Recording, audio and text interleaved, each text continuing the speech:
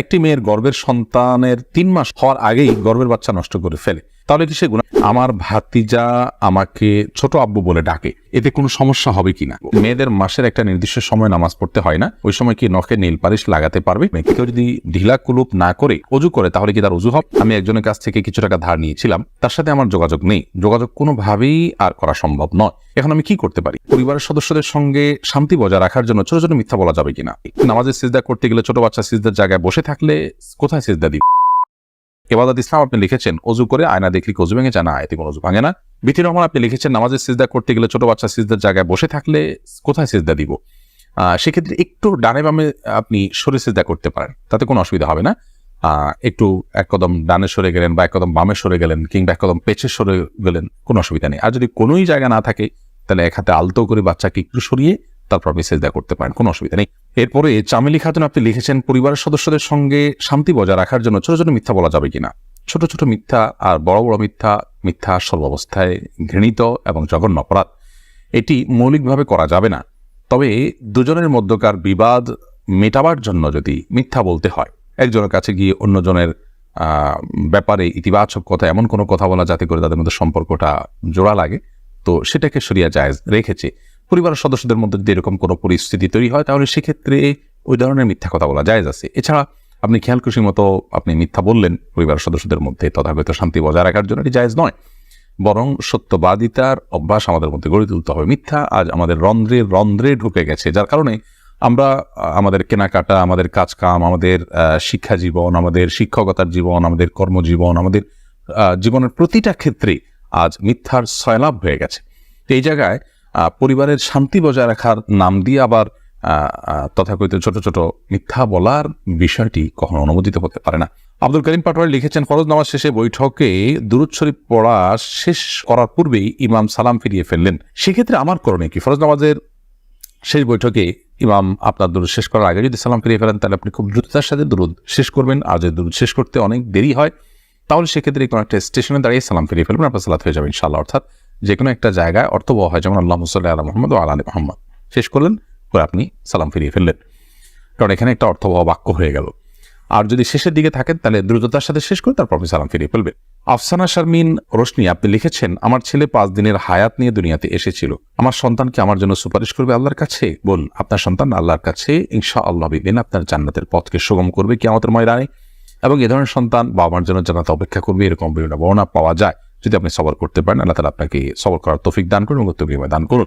মোহাম্মদ মুনতাসির মাহমুদ আপনি লিখেছেন নামাজে যদি নিজের অনিচ্ছা সত্ত্বেও কোনো দুশ্চিন্তা চলে আসে তাহলে কি নামাজের কোনো ক্ষতি হবে? নামাজের মধ্যে নিজের অনিচ্ছা সত্ত্বেও যদি দুশ্চিন্তা আসে তাহলে সেক্ষেত্রে এই দুশ্চিন্তা ফলশ্রুতিতে একজন মানুষ গুনাহগার হবেন না, বিশেষ করে যদি একান্তই অনিচ্ছায় আসে।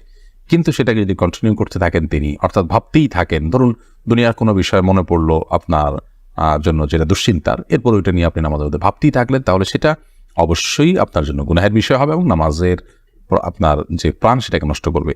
হঠাৎ কোনো দুশ্চিন্তা হলো এবং মুহূর্তের মধ্যে সেটাকে আপনি ভুলে গিয়ে সালাতে মনোযোগী হয়ে গেলেন, তাতে কোনো অসুবিধা নেই, এটা ইচ্ছার বাইরে হয়েছে। আর আখিরাত নিয়ে, আল্লাহর ভয়, কবরের আযাব, এই জাতীয় বিষয় নিয়ে যদি আপনার দুশ্চিন্তা হয় সেটা তো খুব প্রশংসনীয় বিষয়, কারণ সেটা আপনার সালাতকে আরো বেশি আপনার আল্লাহর কাছে গ্রহণযোগ্য করবে ইনশাআল্লাহ। জোস মাসুম মামুন এআইডি থেকে আপনি লিখেছেন আমার ভাতিজা আমাকে ছোট আব্বু বলে ডাকে, এতে কোনো সমস্যা হবে কিনা? দেখুন, আপনার ভাতিজা যদি আপনাকে ছোট আব্বু বলে ডাকে তাহলে সেক্ষেত্রে মৌলিকভাবে কোনো অসুবিধা নেই, কারণ আমাদের দেশে অনেক এলাকাতে চাচাকে ছোট বাবা বলা হয়। ছোট বাবা বলা হয় এটা রূপক অর্থে, তাকে সত্যিকারের পিতা মনে করে বাবা বলা হয় না। মানে আম্মুর রাজুল ইসিম ওয়াবি, একজন কারোর চাচা তার বাবার মতোই অনেকটা শ্রদ্ধার জায়গা থেকে এবং অন্য অনেক দিক থেকে সেই জায়গা থেকে তাকে ছোট আব্বু বলার যে প্রচলন আছে, এই প্রচলনটা আপনার রূপক অর্থে বলা হয়, সেই অর্থেই প্রচলনটা আছে, যার কারণে এটাতে আপনার বাপ নয় তাকে বাপ ডাকার যে অপরাধ, সে অপরাধ বা সে গুনাহ এখানে হবে না, কারণ ওই উদ্দেশ্যে কেউ বলেও না এবং বাবা হিসেবে গণ্য করে না।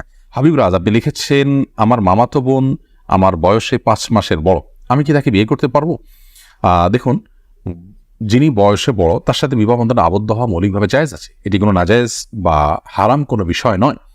আমাদের সমাজে এটাকে দোষণীয় মনে করা হয়, সেটা আমাদের সমাজের দোষ বলতে পারেন। শরিয়াত এটাকে যাকে আপনার নিষিদ্ধ করেনি, বিধায় বয়সে বড়র সাথে বিবাহ বন্ধনে আবদ্ধ হতে পারে। বিশেষ করে নবী করিম সাল্লাল্লাহু আলাইহি সাল্লাম তিনি নিজেও খাদিজা রাদিয়াল্লাহু তাআলা আনহাকে বিয়ে করেছেন, তখন খাদিজা রাদিয়াল্লাহু তাআলা আনহা বয়স তার চাইতে বেশি ছিল। তো এখান থেকে বোঝা যায় নিজের চাইতে বয়সে বড় কাউকে বিয়ে করাটা শরিয়া দৃষ্টিকোণ থেকে মৌলিকভাবে অনুমোদিত। এটাকে দোষণীয় মনে করাটা বরং দোষের বিষয়। আমাদের শরিয়াতে এত ফ্লেক্সিবল রেখেছে বিষয়গুলোতেই, অথচ আমরা সেগুলোকে অনেক বেশি সংকুচিত করে ফেলছি, এবং যার ফলশ্রুতিতে নানা রকমের অপরাধ প্রবণতা কিন্তু আমাদের সমাজে বেড়ে চলেছে। শারমিন আক্তার আপনি লিখেছেন, আমি একজনের কাছ থেকে কিছু টাকা ধার নিয়েছিলাম, তার সাথে আমার যোগাযোগ নেই, যোগাযোগ কোনোভাবেই আর করা সম্ভব নয়, এখন আমি কি করতে পারি? আপনি যদি তার সাথে যোগাযোগের কোনো সুযোগ না থাকে এবং যোগাযোগের কোনো সম্ভাবনা না থাকে, তাহলে সেক্ষেত্রে ওই টাকাটা কোনো গরিব দুঃখীকে দান করে দিবেন তার তরফ থেকে, অর্থাৎ তার তরফ থেকেই ডোনেশন করে দিলেন, দান করে দিলেন, সবটা তার আমল নামায় যুক্ত হলেন, মাধ্যমে ইনশাআল্লাহ আপনি দায়মুক্ত হওয়ার চেষ্টা করতে পারেন। তারিমা আপনি লিখেছে, আমি প্রেম করে বিয়ে করেছি, হারাম সম্পর্ক করেছি, এখন কি করলে আল্লাহ আমার সংসার জীবনকে সুখের করবে, কোনো উপায় আছে কি? আমাদের দুদিন পর পর ছোট ছোট বিষয় নিয়ে অনেক ঝগড়া হয়, এখন আমরা কেউ কাউকে সহ্য করতে পারি না, এখন কি করলে আল্লাহ আমাদের শান্তি দিবেন, প্লিজ জানাবেন। বোন তারিমা, আপনারা আল্লাহর কাছে আগের কৃতকর্মের জন্য লজ্জিত হয়ে দুজন ক্ষমা চাইবেন, চোখের পানি ফেলে মাপ চাইবেন যে আল্লাহ আমাদের অন্যার জন্য আপনি মাফ করেন, লজ্জিত থাকবেন।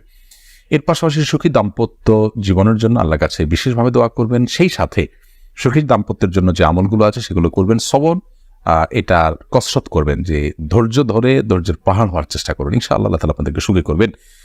এ বিষয়ে আমাদের অনেকগুলো পরামর্শমূলক ভিডিও আছে, সেগুলো শুনতে পারেন। এমনি আলামিন লিখেছেন, কেউ যদি ঢিলা কুলুপ না করে অজু করে তাহলে কি তার অজু হবে? যদি পেশাবের পর পানি ব্যবহার করেন, তারপর আর পানি ফোটা পেশাব ফোটা না বাইর হয়, অজু হয়ে যাবে, ঢিলা করা তার জন্য ফরজ ওয়াজিব নয়।